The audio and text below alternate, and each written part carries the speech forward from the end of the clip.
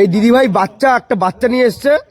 হ্যাঁ, এই দিদিভাই এই কে বাচ্চা একটা মেয়ে, হ্যাঁ, ওনার বর ওনার স্বামী ওনাকে ছেড়ে জানি না কোথায় গেছে। 2 দিন ধরে ওই মহিলা অনেক জায়গায় ঘুরছে।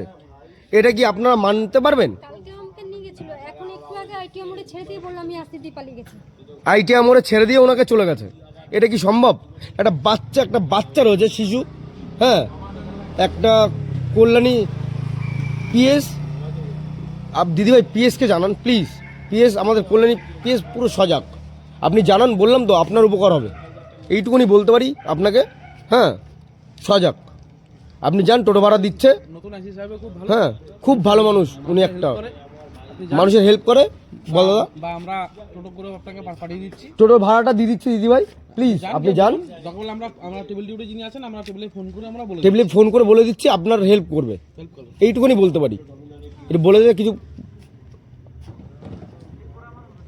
বল। ওনাদের বললাম যে ওনাকে বললাম এই রাতের বেলা দুটোটা বাচ্চা নিয়ে রয়েছে, উনি 2 দিন ধরে নাকি বাইরে রয়েছে ওনার ফ্যামিলিগত কোনো কারণে।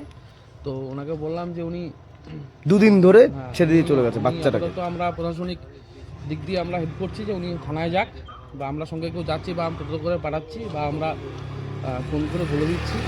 ছোটো বাচ্চা একটা লক্ষ্মীর মতো, তো 2 দিন ধরে বাইরে রয়েছে, উনি যাক, ঠিক আমাদের প্রশাসন একটা ব্যবস্থা করবে। আইসি সাহেব খুব ভালো, আপনি কিছু বলুন।